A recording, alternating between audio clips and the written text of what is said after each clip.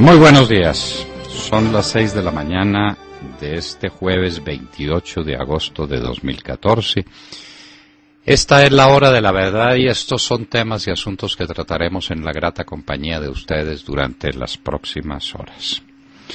Ayer se produjo en el Congreso la más lamentable, la más grotesca, la más triste exhibición de lo que no puede ser el Congreso de una democracia seria.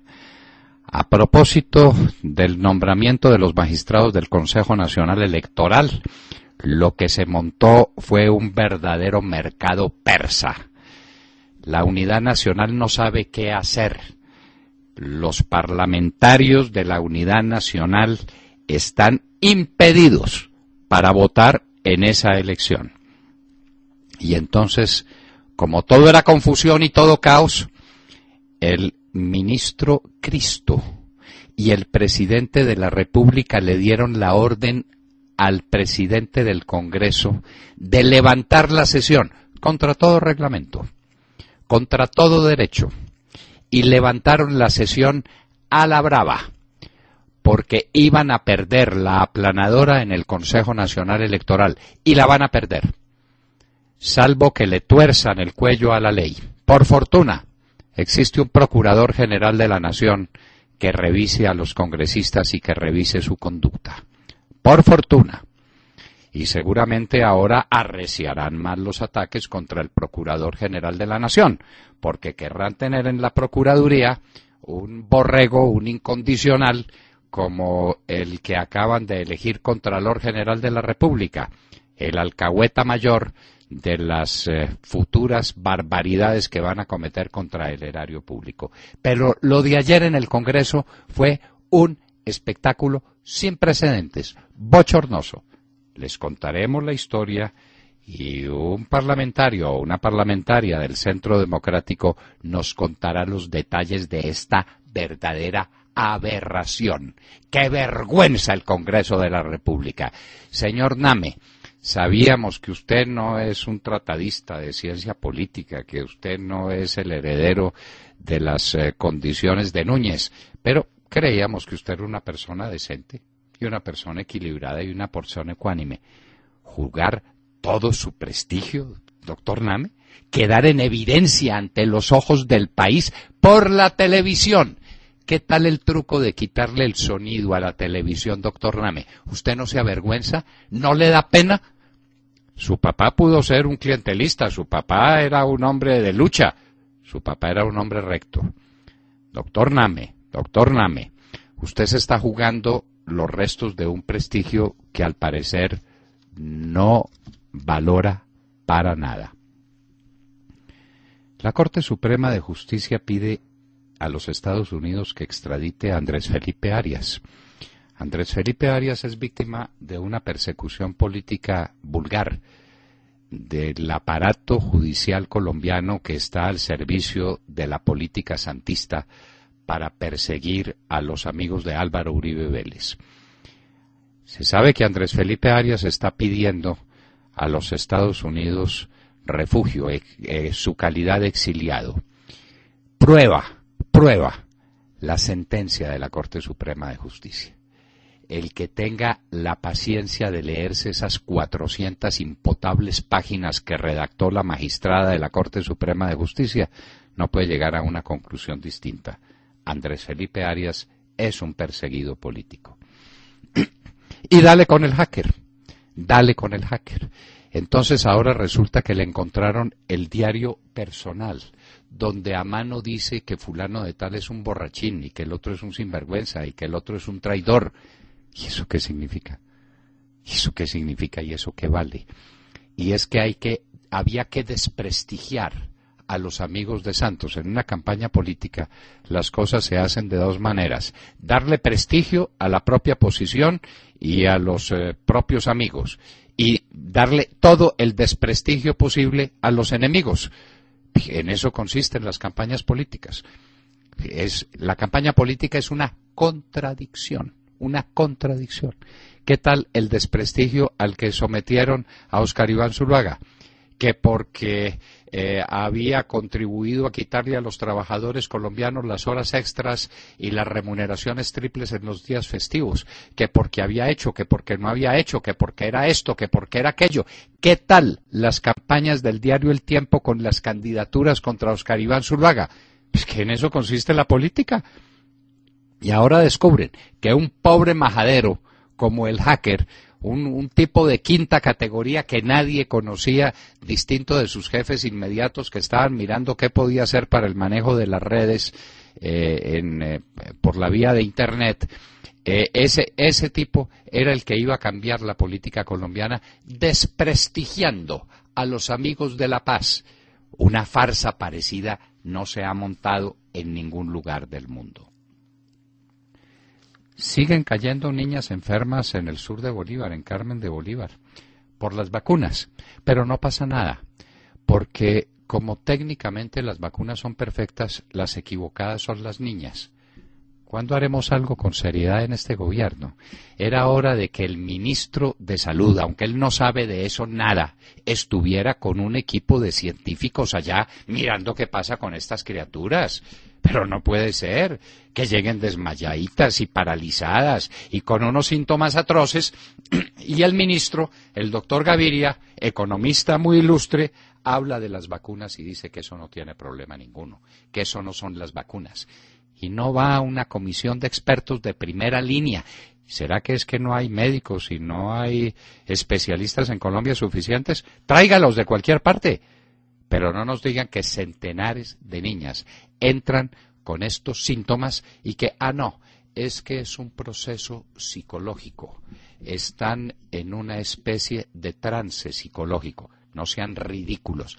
Algo grave está pasando en el sur de Bolívar y eso algo grave hay que tratarlo con seriedad, que es lo que no hay en este gobierno.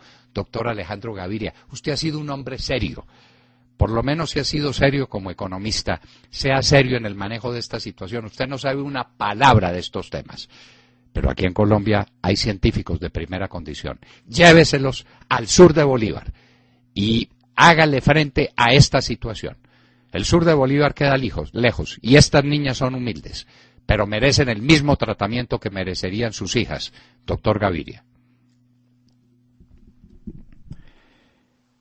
La jornada única de estudiantes no tiene financiación. No le falta sino eso. Ya presentaron el presupuesto nacional. Para hacer una jornada única los niños se necesitan centenares de miles de millones de pesos para construir nuevos colegios, para diseñar un sistema de alimentación para centenares de miles de niños. No hay un peso, ni uno, en el presupuesto nacional. Otro de los engaños de Santos en su campaña. Los festivos y las horas extras. Otro tiro en el pie de Santos. Ya se comprometió a hacer eso en la campaña. Y ya sus amigos empresarios le están diciendo, presidente, esto es la ruina, esto es volver atrás, esto es cerrarle el camino a la generación de empleos en Colombia, esto es poner una carga sobre nuestros hombros que ahí sí que nos quita toda competitividad. A propósito de competitividad, el peso colombiano es la segunda moneda más revaluada del continente. En buenas estamos. Los militares en La Habana. Humillación y violación de la ley. ¿Qué es el general Flores hoy en las fuerzas militares? Un hombre que las conoce como nadie, el general Harold Bedoya Pizarro, afrontará este tema con nosotros en la hora de la verdad. Luis Alfonso Hoyos protesta. Ahora resolvieron en noticieros de televisión decir que él había perdido la investidura porque se había robado una plata, se la había echado al bolsillo. Mienten. El doctor Luis Alfonso Hoyos es un hombre pulcro, es un hombre impoluto, jamás cogió un centavo de ninguna parte. La acusación que se le hace es que uno de los miembros de su UTL, en lugar de trabajar aquí o de trabajar como trabajan tantos miembros de la UTL, de jardinero o de conductor del parlamentario, estaba en los Estados Unidos haciéndole unas investigaciones y le pagaban y no había problema ninguno. Y ahora dicen tranquilamente que Luis Alfonso Hoyos se robaba una plata. Mienten. Montaner, Carlos Alberto Montaner ha escrito un artículo que vamos a montar en nuestra página y que es de antología. Tendremos que hablar con Carlos Alberto Montaner parodiando un libro famoso del cual él es coautor. Habla del perfecto idiota colombiano. El perfecto idiota colombiano. La comisión histórica. ¿Cómo la ve el profesor Mackenzie desde París? Una comisión histórica llena de comunistas. No sabíamos que el cura Javier Giraldo también estaba. Esto es maravilloso, es que cada día le aparecen unos miembros a esta comisión histórica que a uno lo estremecen. Molano, el cura Giraldo, Molano es un intelectual con el que no estamos de acuerdo. Y tiene todo el derecho a ser intelectual y tiene todo el derecho a escribir lo que le parece y vaya pues a ver las cosas que escribe en el diario El Espectador. Es un contradictor intelectual, pero no me diga que es el designado por el gobierno para escribir la historia verdadera de las FARC. Eso no lo podemos aceptar. Y el cura Giraldo, hágame el favor. El cura Giraldo que tiene tantas cosas que explicar y que no las explica porque cuando lo citan dicen que él tiene una objeción de conciencia, no contesta y no pasa nada. Así es este país y así es la comisión histórica. El profesor Mackenzie se refiere a ella también en un escrito que pondremos en nuestra página. La parapolítica en Urabá. Ahora volvieron con el cuento de la parapolítica en Urabá. Y está bien que lo hagan. Si tienen pruebas de que se cometieron delitos y de que hubo asociaciones indebidas entre paramilitares y concejales y alcaldes de Urabá, investíguenlo. Y los de las FARC política. A ver, doctor Montealegre, ¿por qué no lo hace al mismo tiempo? Y entonces usted examina qué hacía la doctora Piedad Córdoba en los campamentos de Raúl Reyes y qué han hecho todos estos militantes de la izquierda y Holman Morris. ¿Recuerda usted cuando liberaron a unos miembros del ejército y estaba ya con los guerrilleros? Hagamos la FARC política, hagámosla a fondo y recoja para empezar las acusaciones y las denuncias de Paloma Valencia en el histórico debate del Congreso en el día de antier. La infamia contra Santiago Uribe. Santiago Uribe es un hombre elemental y simple, como los viejos antioqueños. Es un hombre bueno, es un trabajador infatigable. Y lo acusan de la cosa más infame, de ser creador de una cosa que se llama los 12 apóstoles, de lo que seguramente tuvo tantas noticias él como nosotros, es decir, ninguna. Ni idea de qué se trata. Y lleva años enfrentando estas infamias. Y ahora lo quieren meter a la cárcel para que no se fugue del país. La Franja de Gaza, ahora viene el proceso de reconstrucción. La adopción de parejas gay en la Corte Constitucional. Sigue la guerra en Ucrania y Obama acusa a Rusia. Inician tareas para la construcción del Canal de Nicaragua. El patrimonio de Sandra Morelli, ya lo explicó, sí le aumentó en 500 y tantos millones de pesos el activo, pero los activos tienen un pasivo.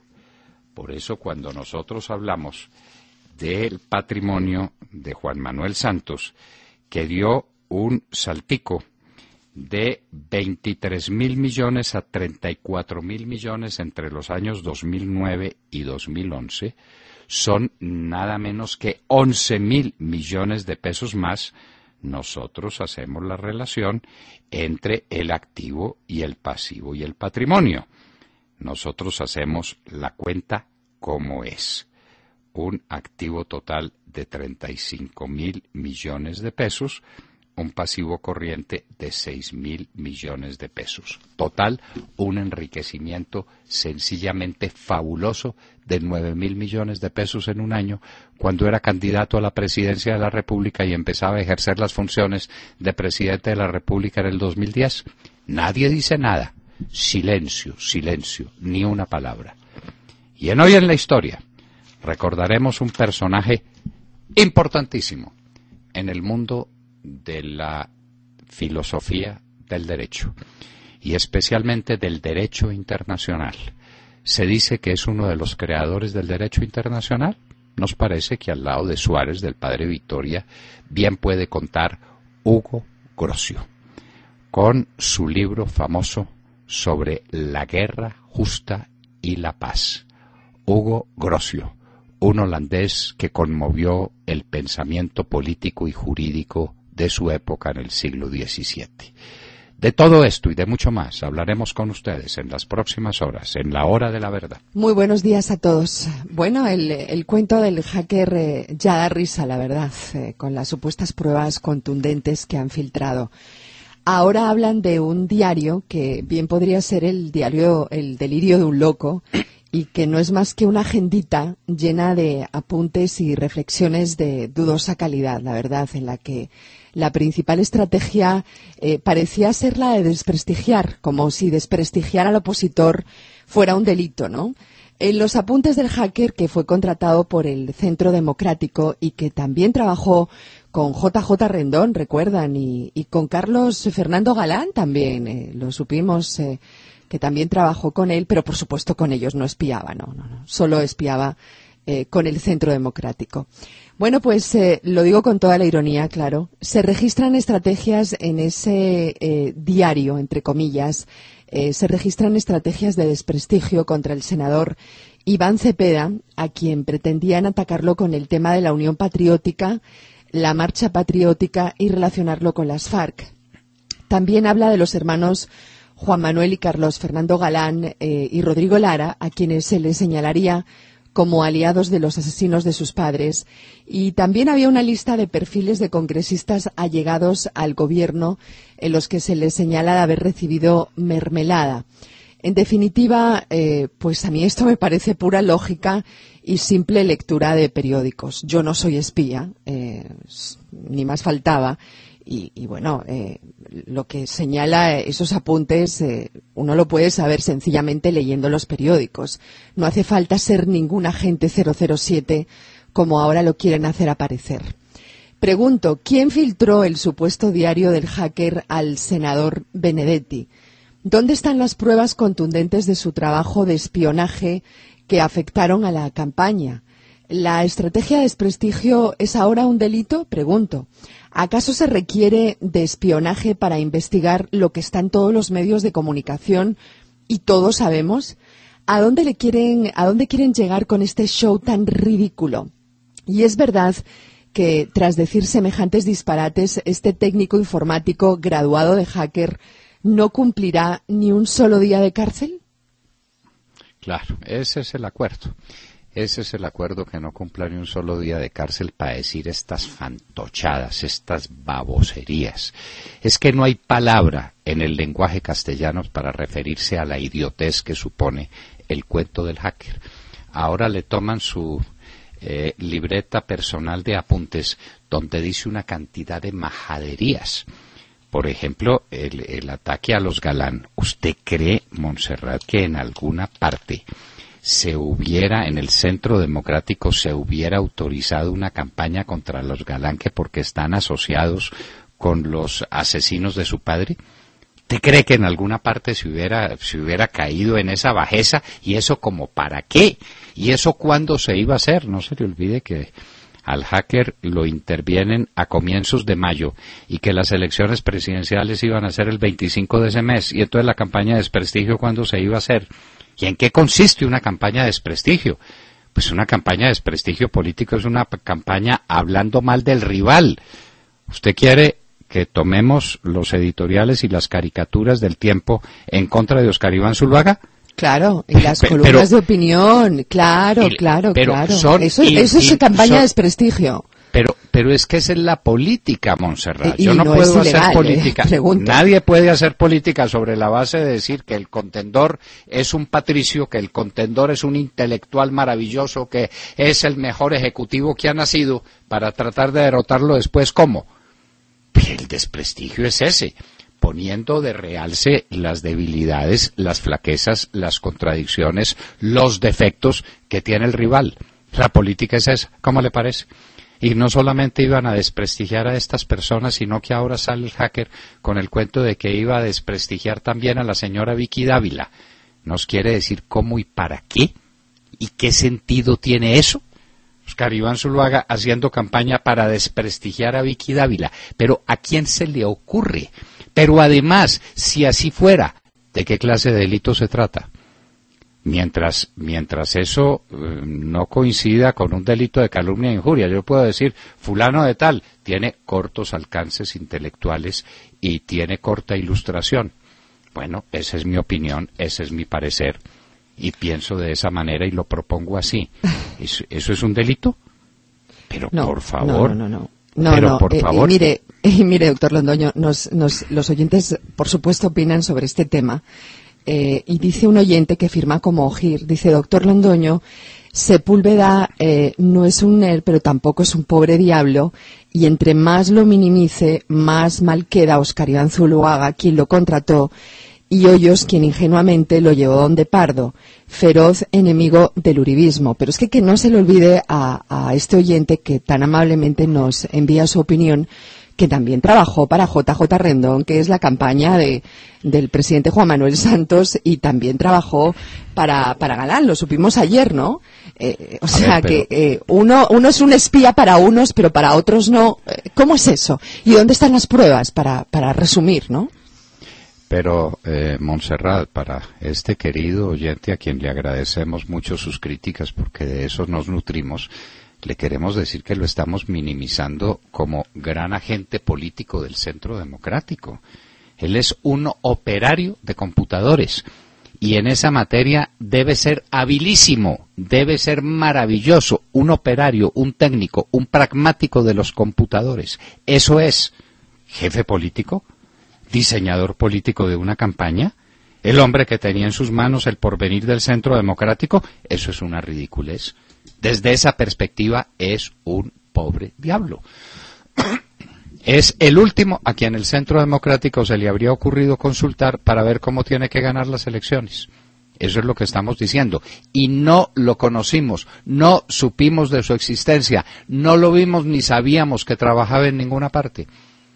Y participamos en todas las reuniones del Comité Político del Centro Democrático, en todas, donde se hablaba pues de todos los grandes temas. ¿Qué se va a hacer con la política cafetera del país? ¿Qué se va a hacer con la política económica? ¿Cómo se va a plantear el tema de la educación? ¿Cómo es la cuestión de la paz y de las conversaciones en La Habana? Pues los grandes temas. Y nosotros, varios exministros de Estado, varias personas de primer nivel en la vida nacional, consultándole a Sepúlveda. Pero por favor. Lo mismo tengo que decir de Oscar Iván Zuluaga y de Luis Alfonso Hoyos y David Zuluaga, que fueron los únicos que conocieron a este hombre. Nadie más lo conoció, nadie más supo de su existencia. Bueno, esa es la historia. William Calderón. Doctor Londoño, buenos días Colombia. Gracias por invitarnos a sus hogares y a sus vehículos. Hoy es jueves 28 de agosto del año 14, son las 6:27. Como la crónica de otra traición anunciada, puede calificarse el pedido de renuncia hecho al presidente del Fondo Nacional de Ahorro, Ricardo Arias Mora, quien radicó su dimisión el viernes 22 de agosto de 2014, sugerida y acosada con insistencia por el secretario del Ministerio de Vivienda en Colombia. Luego de presentada, al doctor Arias Mora le nombraron de inmediato, de hecho, un presidente encargado. Preguntas. Después de más de 4 años de trabajo, ¿por qué lo sacan por la puerta de atrás, olvidando con ello los innumerables certificados y sellos de garantía a su gestión? ¿Acaso cometió algún delito? ¿Por qué la persecución contra la Iglesia cristiana? Pues como en otras épocas a los cristianos, en este gobierno los persiguen y ya no queda ninguno en nómina. Primero arrancaron con el MIRA. Ahora son los cristianos que votaron por el Santos de su devoción, como ya votaron Ya los votan. A Ricardo Arias Mora lo extrañan a pesar de ser uno de los fundadores del partido de la U, en compañía de Juanpa. ¿Por qué lo sacan? Doctor Vargas, ¿acaso cometió algún delito y que le merezca semejante zurriagazo? Averígüelo, Vargas. Yo, William, tengo una visión complementaria a la suya. La tarea de Ricardo Arias Mora en el Fondo Nacional del Ahorro es una de las más brillantes que se hicieron en el gobierno de Santos, si no la más brillante de todas. Ojo que el Fondo Nacional de Ahorro es una institución financiera que depende de la confianza del público. El señor que promovió su renuncia no sabe que con las instituciones financieras no se juega. Una institución financiera es confianza, es respetabilidad. Y una institución financiera disparada como el Fondo Nacional de Ahorro. Esto, William, se discute sobre la base de cuántos ahorradores nuevos, de cuántos activos nuevos, de cuántas viviendas se financiaron. Esto no es cosa de que sea cristiano o no sea cristiano, yo tengo otra visión completamente distinta. Es una institución financiera que se discute con números. A ver que el gobierno de Santos diga cuáles son los malos números del Fondo Nacional de Ahorro que obligan a cambiar al presidente. Lo que pasa, William, es una cosa muy distinta. Yo lo veía venir. Germán Vargas Lleras tiene todo el poder, a través de su marioneta, que es el ministro de Vivienda. Qué pena es decirlo, con un joven que merecería mejor suerte, pero es una simple marioneta. Quieren el poder del Fondo Nacional de Ahorro. Vamos a tratar de hablar con Ricardo Arias Mora, a quien le hicimos en diciembre una entrevista para la historia, sobre el valor del ahorro de las familias, sobre lo que eso significa como instrumento de crecimiento en Colombia. El gobierno de Santos tuvo todas las inconsecuencias, las debilidades, las ineptitudes imaginables. En el Fondo Nacional de Ahorro tuvo un acierto maravilloso que se le debe a Ricardo Arias Mora. ¿Por qué lo echan? William, porque quieren la cosecha. Él sembró y quieren cosechar políticamente los centenares de miles, millones de colombianos que están ahorrando en el Fondo Nacional de Ahorro y que están esperando la financiación de una vivienda y que tienen derecho a la financiación de esa vivienda. ¿A quién van a nombrar? Le anticipo que no será un financista. Le anticipo que va a ser a un amigo de Vargas Lleras, a otro dependiente de Vargas Lleras, para que le haga política y para que le prepare su campaña presidencial en el año 2018. Eso es todo, Willy. Eso es todo. Y esto es de una gravedad infinita en el país. Una institución financiera, la más seria y la más exitosa. Éxito que venía de atrás, ¿no? No se le olvide quién era el presidente del Fondo Nacional de Ahorro. El doctor Carvalho. Y cómo de un problema enorme se hizo una institución capaz, una institución extraordinaria con una dinámica fenomenal. El doctor Carvalho hizo una tarea prodigiosa. Pues Ricardo Arias la continuó y la perfeccionó y tenía unos planes y unos programas sencillamente colosales. ¿Por qué lo echan? Díganos cuáles son las malas cifras del Fondo Nacional de Ahorro en crecimiento de ahorradores. Dice que un zurriagazo, doctor, un zurriagazo, dicen por ahí. Sí, bueno, muy bien, dejemos así entonces. Alejandro Ramírez. Buenos días a los oyentes de la Hora de la Verdad. Viendo la sesión del Congreso en pleno ayer, donde se tenía que elegir a los magistrados del Consejo Nacional Electoral, lo único que queda claro, compañeros de la mesa y oyentes, es que en Colombia se avecina un régimen de monopolio del poder de una magnitud tal por parte del Ejecutivo que no me sorprende que lleguemos pronto a los famosos captahuellas de Venezuela para poder hacer un mercado. Lo que sucedió ayer en el Congreso fue narrado por los diarios nacionales así. El presidente del Congreso, José David Name, levantó la sesión por los impedimentos, mejor dicho, que la plenaria del Senado no votó ante la avalancha de impedimentos.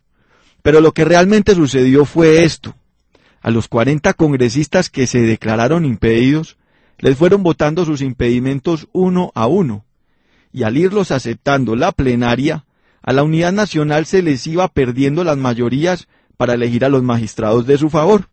Así es, oyentes, a la Unidad Nacional se le desbarató la coalición, situación que hizo crisis tras un acuerdo entre la bancada conservadora y el Centro Democrático.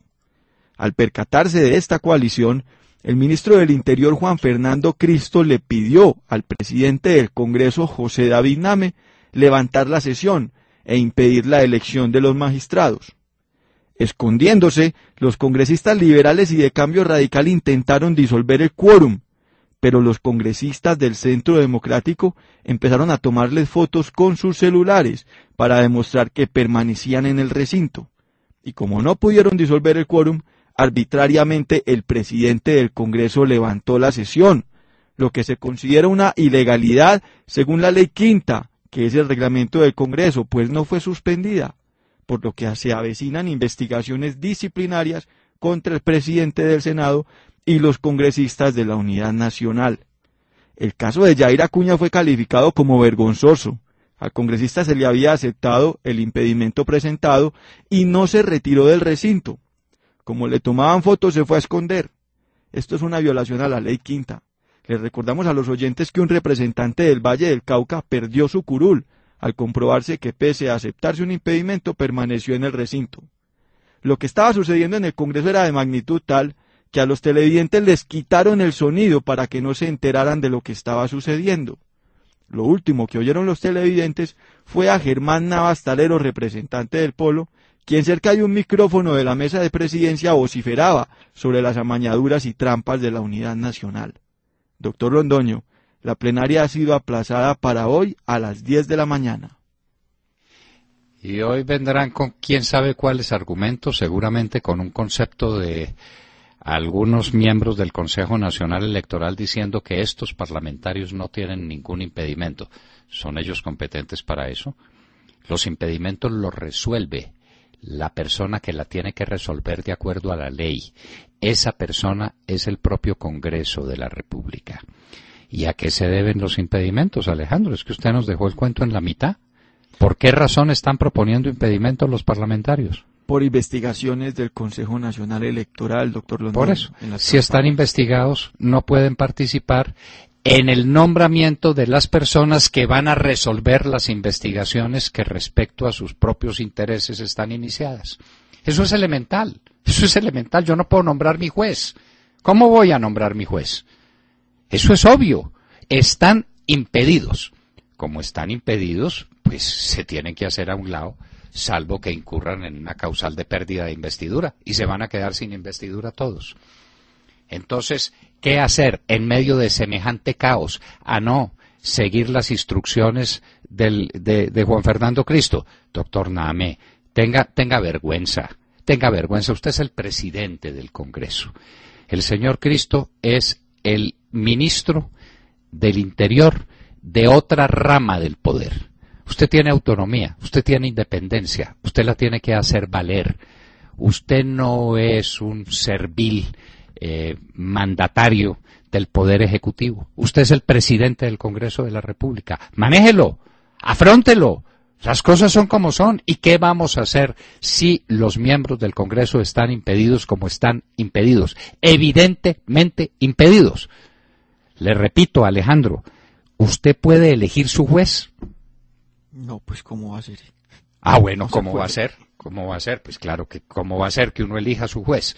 Si yo tengo un proceso en el Consejo Nacional Electoral que no ha sido resuelto, yo no puedo nombrar a las personas que van a ir a ese Consejo Nacional Electoral a resolver mi problema. Eso es aberrante.